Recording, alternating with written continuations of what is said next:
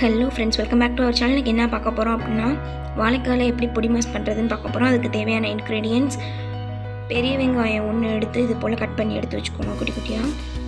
துருவின தேங்காய் கொஞ்சம் எடுத்துக்கோங்க, கடலைப்பருப்பு கொஞ்சம் எடுத்துக்கோங்க, ஒரு பட்டை எடுத்துக்கோங்க, கொஞ்சம் கருவேப்பிலை எடுத்துக்கோங்க. நான் வந்து ஒரே ஒரு வாழைக்காய் வச்சு தான் பண்ண போகிறேன். அதுக்கு இந்த அளவு போதும். ஒரு பவுலில் தண்ணியில் வாழைக்காயை கட் பண்ணி போட்டு கொஞ்சம் சால்ட்டு போட்டு கொதிக்க விட்டுருங்க. அது நல்லா வெந்ததுக்கப்புறம் ஸ்டவ் ஆஃப் பண்ணிவிடுங்க. அதுக்கப்புறம் இது போல் குட்டி குட்டியாக வாழைக்காயை கட் பண்ணி எடுத்து வச்சுக்கோங்க. கடிக்கிற பதத்தில் இருந்தால் தான் வாழைக்காய் டேஸ்ட் தெரியும், அதனால் இந்தளவு கட் பண்ணி எடுத்துக்கோங்க.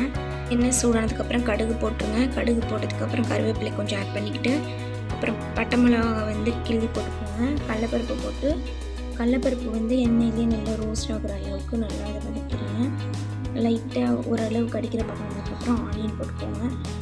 சால்ட் லைட்டாக ஆட் பண்ணிவிட்டு அதையும் நல்லா வதக்கி விட்டுருங்க.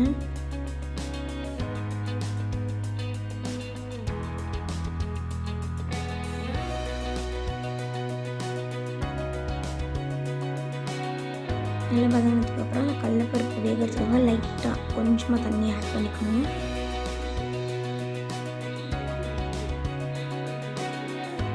தண்ணி நல்லா சுண்டினதுக்கப்புறம் வாழைக்காய் கட் பண்ணி வச்சுருக்க வாழைக்காய் எடுத்து ஆட் பண்ணிக்கோங்க.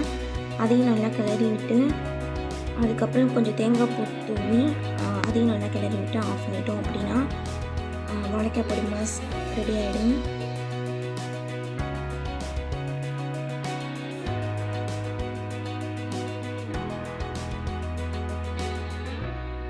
இந்த ஸ்டேஜில் வந்து துருவின தேங்காய் ஆட் பண்ணிக்கோங்க.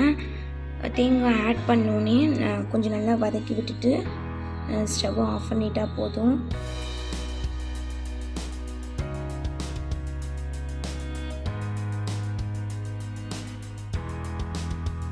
இதுவரையும் என் சேனல் சப்ஸ்கிரைப் பண்ணாதவங்க சப்ஸ்கிரைப் பண்ணிவிடுங்க. பக்கத்தில் உள்ள பெல் ஐக்கானை கிளிக் பண்ணிவிடுங்க. தேங்க்ஸ் ஃபார் வாட்சிங். பை.